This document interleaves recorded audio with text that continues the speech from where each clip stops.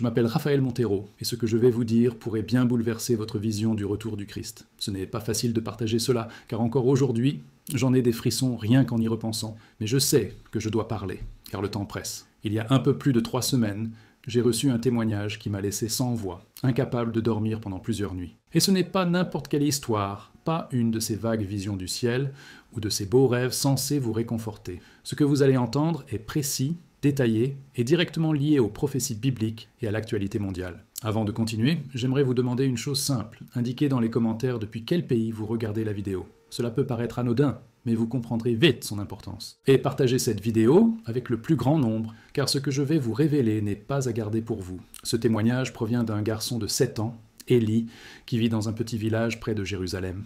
Cela s'est produit le mois dernier. Le plus frappant est qu'il n'avait aucune connaissance théologique et n'avait jamais étudié les prophéties bibliques. Pourtant, chaque détail qu'il partage s'accorde parfaitement avec les passages les plus complexes des Écritures. Tout a commencé un mardi matin ordinaire. Élia se sentait très fatigué, mais la famille pensait que c'était simplement dû à la chaleur estivale. Vers midi, alors que sa mère étendait le linge dans la cour et qu'il se reposait à l'ombre d'un olivier, un événement inattendu se produisit. Il tomba soudain au sol, sa respiration devint saccadée, son pouls s'arrêta presque. Malgré tous les efforts de la famille et du médecin du village, la vie sembla lui échapper. Pendant 17 minutes, Élias fut cliniquement mort, mais son âme fut transportée vers un lieu qui allait tout changer. Ce qu'il a vécu durant ces minutes n'était pas un voyage paisible entre nuages et portes dorées, c'était quelque chose de bien plus grand, quelque chose qui révèle où nous en sommes réellement dans le calendrier divin pour l'humanité. Lorsque mon âme fut amenée devant ce messager, il me révéla quelque chose que je n'aurais jamais imaginé voir. Il ne s'agissait pas de visions isolées, ni de symboles difficiles à comprendre. C'était comme si le plan de Dieu pour l'humanité tout entier se déroulait sous mes yeux. J'ai vu un calendrier suspendu dans les airs, mais ce n'était pas un calendrier ordinaire, avec des mois et des dates. C'était une chronologie céleste, remplie de signes et de repères représentant des moments décisifs de l'histoire. Tandis que je regardais, certaines parties de ce calendrier se mirent à briller avec une intensité croissante, comme annonçant un apogée inévitable. Mon cœur s'emballa, car je comprenais que chaque lueur révélait d'anciennes prophéties s'accomplissant sous nos yeux, ici même, à notre génération. Le messager m'expliqua que nous étions entrés dans la saison finale, une période où tout ce qui était écrit commencerait à se produire en séquence, rapidement, presque de manière bouleversante. Il m'a montré des dirigeants mondiaux prenant des décisions qui, à nos yeux, semblent être des choix humains ordinaires. Mais en réalité, ils étaient guidés par des forces spirituelles, accomplissant exactement ce qui avait été déterminé dès le début. J'ai vu des réunions secrètes, des accords économiques qui allaient affecter des millions de personnes, des mouvements sociaux qui semblaient spontanés mais qui s'inscrivaient en réalité dans un plan divin. Rien n'était aléatoire, rien n'échappait à notre contrôle. Tout suivait un calendrier précis, écrit avant même la création du monde. Puis le messager me montra quelque chose d'encore plus étonnant. Un livre apparut devant nous, flottant dans les airs. Les pages se mirent à bouger d'elles-mêmes, et des passages du livre de Daniel commencèrent à briller de 1000 feux. Je n'avais jamais étudié l'hébreu ni l'araméen ancien, mais soudain, je compris chaque mot comme s'il était traduit directement dans mon cœur. Je vis des nombres apparaître devant moi, formant des calculs qui remontèrent le temps à partir d'une date future. Parmi ces révélations, le messager attira mon attention sur un passage précis du chapitre 12 de Daniel, qui parlait d'une période de 1335 jours. À cet instant, je compris qu'il ne s'agissait pas seulement d'une ancienne prophétie concernant le passé, c'était un code, un chronomètre prophétique que seule la dernière génération pouvait comprendre. Il m'a montré comment ce compte à rebours avait déjà commencé avec des événements récents, des événements silencieux que la plupart des gens ignoraient, mais qui ont changé le cours spirituel des nations. Sous mes yeux, les années se sont réduites à des mois, les mois à des semaines, et tout a convergé vers un point précis, la période que nous vivons actuellement. Et le messager a insisté, il ne s'agissait pas de fixer des dates précises pour le retour du Christ, car personne ne connaît le jour ni l'heure, mais plutôt d'un avertissement, une préparation, un appel urgent à ouvrir les yeux avant que l'inattendu ne se produise. Le messager m'a dit qu'il ne s'agissait pas de deviner les dates, mais plutôt de percevoir la saison où les événements finaux commenceraient à s'accélérer vers leur accomplissement final. Et c'est alors qu'il m'a montré 2 multitudes très différentes vivant sur Terre. Au début, des millions de personnes se disaient chrétiennes, mais vivaient comme si elles avaient encore tout leur temps. Elles assistaient aux offices, participaient à des activités religieuses et parlaient de leur foi aux autres, mais au fond, elles n'attendaient pas vraiment le retour de Jésus. Trop occupées par leurs projets de carrière, leur placement pour la retraite, leurs distractions, leurs plaisirs et leurs accomplissements matériels, elles étaient comme des somnambules traversant le moment le plus décisif de l'histoire de l'humanité. Sans huile dans leurs lampes, totalement désemparées face à ce qui allait se produire. La deuxième foule était beaucoup plus petite, mais elle avait quelque chose de différent. Ces gens portaient une flamme vive, leur esprit et leur cœur étaient tournés vers l'éternité. Ils priaient intensément, étudiaient les Écritures avec avidité et restaient constamment en éveil spirituel, tandis qu'autour d'eux, la majorité semblait endormie dans une foi superficielle. Le messager expliqua qu'à mesure que les événements prophétiques s'intensifieraient, la différence entre ces deux groupes deviendrait de plus en plus apparente. Ceux qui étaient spirituellement éveillés trouveraient force et clarté, même au milieu du chaos. Ceux qui n'étaient pas préparés seraient submergés par l'anxiété, la confusion et le désespoir, tandis que leur sécurité terrestre s'effondrerait sous leurs yeux. Et il a clairement indiqué que cela n'avait rien à voir avec les confessions, les traditions ou les étiquettes religieuses, mais plutôt avec la véritable condition de chaque cœur devant Dieu. Ensuite, on m'a emmené dans un lieu qui ressemblait à une salle de guerre céleste. Ce que j'ai vu m'a profondément glacé. C'étaient d'immenses êtres spirituels, des guerriers qui dégageaient une autorité et une force indescriptibles. Ils n'avaient rien à voir avec ces petits anges des dessins d'enfants. C'étaient des soldats célestes en position de combat, recevant les derniers ordres pour les événements qui allaient bientôt se dérouler sur Terre. J'ai vu certains envoyés pour contenir les conflits, jusqu'à ce que le moment choisi par Dieu soit parfait. D'autres avaient pour mission de lever les barrières protectrices qui retenaient jusque-là les forces obscures. D'autres encore étaient chargés de préparer des lieux précis où des manifestations surnaturelles laisseraient le monde entier sans voix. Ce qui m'a le plus frappé, c'est la précision militaire de ces opérations. Rien n'était improvisé, rien n'était laissé au hasard. Chaque détail, chaque mouvement, chaque résultat était précisément coordonné pour accomplir le dessein de Dieu dans ces derniers instants avant le retour du Christ. Puis le messager m'a offert une série de visions. J'ai vu des dirigeants mondiaux croire prendre des décisions fondées sur une stratégie politique ou des impératifs économiques, mais en réalité, ils étaient manœuvrés comme des pièces sur un échiquier, guidés par une intelligence dépassant largement l'entendement humain. J'ai vu des catastrophes naturelles qui semblaient aléatoires, mais qui, en réalité, suivaient des schémas précis, exactement comme l'avaient prédit les anciennes prophéties bibliques. Dans cette vision, j'ai perçu des événements qui, pour des personnes extérieures, semblent normaux, mais qui portaient en réalité une finalité bien plus grande. J'ai observé des changements dans l'économie mondiale, déguisés en simples cycles de marché, mais qui, en réalité, ouvraient la voie à un système financier au service direct des plans prophétiques. J'ai également vu des mouvements sociaux surgir spontanément, mais qui étaient guidés vers des résultats qui accompliraient exactement ce que la parole de Dieu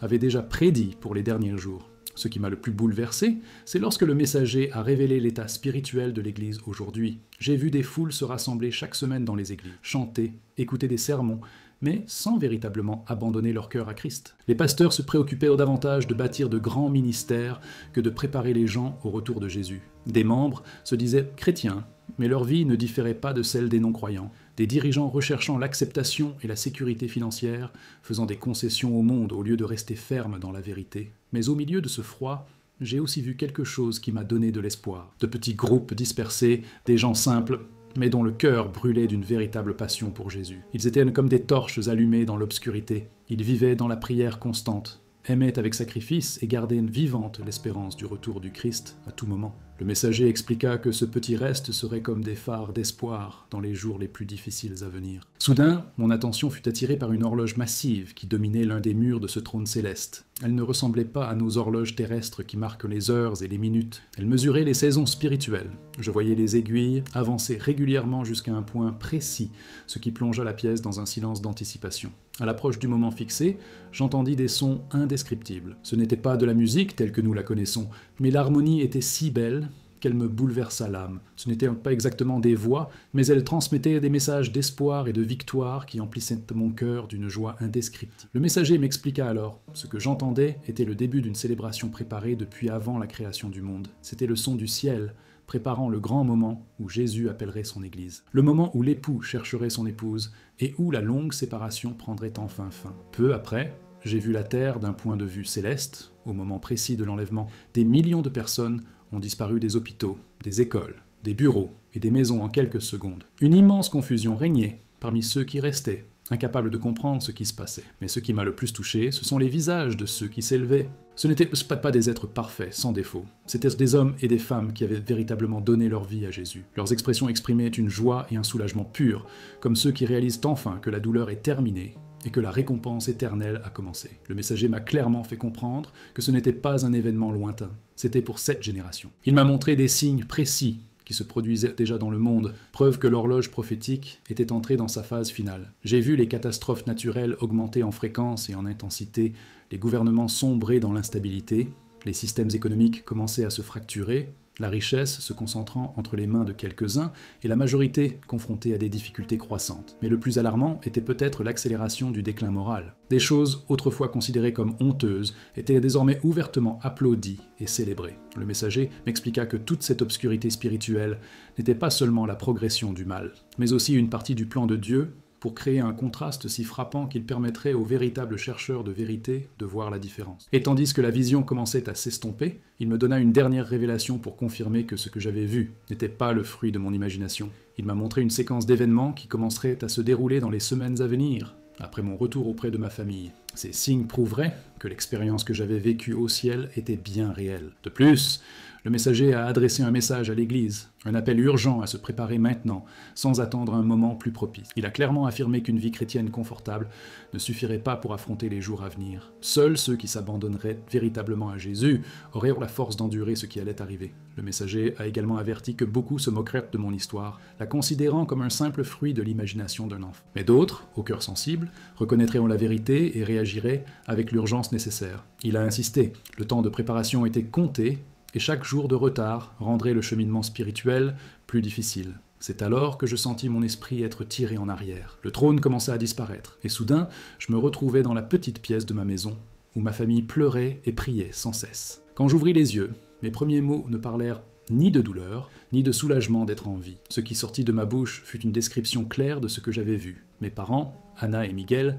étaient assis à côté de moi et m'écoutaient tranquillement parler avec une clarté indigne d'un enfant de 7 ans. La première chose que je leur ai racontée, c'est que j'avais vu une grande secousse commencer au cours du mois même où nous vivions. J'ai décrit des calendriers dans le ciel, avec des jours qui brillaient comme du feu. J'ai expliqué qu'il ne s'agissait pas de dates ordinaires, mais de moments précis, où le ciel allait révéler des événements retenus depuis des siècles. Ce qui a le plus impressionné mes parents, c'était ma façon de parler. J'utilisais des mots que je n'avais jamais appris. Je parlais de principauté, de puissance, de combat spirituel et du mystère de l'iniquité révélée. C'était lancer des concepts que je n'avais jamais entendus dans les livres pour enfants de la Bible, mais je les comprenais et les expliquais comme s'ils étaient naturels pour moi. J'ai aussi dit que le messager m'avait montré les gros titres des journaux avant même qu'ils ne se produisent. J'ai vu des dirigeants mondiaux faire des annonces surprenantes, des catastrophes naturelles dans des endroits considérés comme stables et des crises financières qui ont pris même les experts par surprise. Mes parents ont noté chaque détail, prévoyant de tout vérifier au fil du temps. Et en quelques jours, la confirmation commença à arriver. Un violent tremblement de terre frappa une région que les scientifiques avaient qualifiée de stable. Un dirigeant politique annonça un changement de position totalement inattendu. Et les marchés financiers fluctuèrent d'une manière inexplicable. Mais ce qui me frappa le plus, ce ne furent pas ces signes extérieurs. Le messager m'avait révélé quelque chose d'encore plus profond. La condition spirituelle des chrétiens en ces temps de la fin. J'ai décrit à mes parents 2 types de croyants différents que j'avais vus dans ma vision. Mes paroles étaient aussi directes qu'ils ont eux-mêmes commencé à sonder leur cœur avec émerveillement. Dans la vision que j'ai eue, j'ai clairement vu 2 types de chrétiens. Le premier groupe était composé de personnes qui allaient régulièrement à l'église et se considéraient même comme fidèles, mais qui n'avaient jamais vraiment remis le contrôle de leur vie à Jésus. Ils priaient quand ils avaient besoin de quelque chose, lisaient la Bible quand ils se sentaient de coupables, et ne servaient dans le ministère que lorsqu'ils avaient du temps libre. Aux yeux du ciel, ces croyants étaient enveloppés d'une brume grise qui obscurcissait l'éclat de leur lumière spirituelle. Ils n'étaient pas mauvais, ni en rébellion ouverte contre Dieu, mais leur cœur était divisé, moitié pour Christ, moitié pour eux-mêmes. Le messager m'a expliqué que lorsque la crise finale arriverait, leurs racines superficielles ne suffiraient pas à résister à la persécution et à la douleur. Le deuxième groupe était beaucoup plus petit, mais rayonnaient comme des étoiles. Ces chrétiens avaient appris à prier non seulement lorsqu'ils avaient besoin d'aide, mais comme s'ils étaient en conversation permanente avec le Père. Ils lisaient les Écritures non par obligation, mais parce qu'ils avaient une véritable soif de connaître Dieu. Ils servaient les autres sans rechercher la reconnaissance ou la récompense, uniquement animés par l'amour du Christ. Le plus impressionnant était leur façon de vivre les mains ouvertes. Carrière, relations, biens, projets d'avenir, tout était soumis à la volonté de Dieu. Et on m'a dit que lorsque l'enlèvement viendrait, ils seraient non pas parce qu'ils étaient parfaits, mais parce qu'ils vivaient déjà avec des priorités éternelles. À mon retour, j'ai commencé à raconter ce que j'avais vu, et la nouvelle s'est répandue dans tout le village, puis dans toute la région. En quelques semaines, des gens de villes lointaines sont venus écouter mon histoire. Certains étaient méfiants, voulant prouver qu'il ne s'agissait que d'un rêve d'enfant. D'autres sont venus, animés par l'espoir, pressentant que quelque chose de grave se tramait dans le monde des esprits, et souhaitant comprendre comment s'y préparer. Ce qui était le plus convaincant, ce n'était pas seulement les descriptions que je faisais du ciel, mais aussi les prédictions qui commençaient à se réaliser exactement comme je l'avais prédit. Je n'avais pas accès aux journaux, et je ne comprenais rien à la politique ou à l'économie mondiale. Malgré cela, il décrivait avec précision les événements qui parurent plus tard dans les médias. Mais ce n'était pas tout. J'ai moi-même changé d'une manière indéniable. Avant tout cela, je n'étais qu'un petit garçon de 7 ans qui adorait jouer et regarder des dessins animés. Après cette expérience, je passais des heures en prière, pleurant souvent pour des inconnus, demandant à Dieu de sauver leurs âmes. Mes parents me trouvaient plongé dans la Bible, et les pasteurs locaux étaient impressionnés par ma compréhension des prophéties. Je posais des questions auxquelles ils n'avaient jamais pensé, et lorsqu'ils essayaient de me tester, mes réponses révélaient que je ne me contentais pas de répéter quelque chose que j'avais mémorisé, mais que je comprenais vraiment ce que l'Esprit me montrait. Le messager m'avait déjà prévenu que mon témoignage diviserait les gens en 2 groupes. Certains reconnaîtraient la vérité et se prépareraient d'urgence. En revanche, rejetteraient le message et continueraient à vivre comme si de rien n'était. Et c'est exactement ce qui s'est produit. Certaines églises ont commencé à se rassembler pour prier aux petites heures du matin, les membres examinant leur cœur comme jamais auparavant.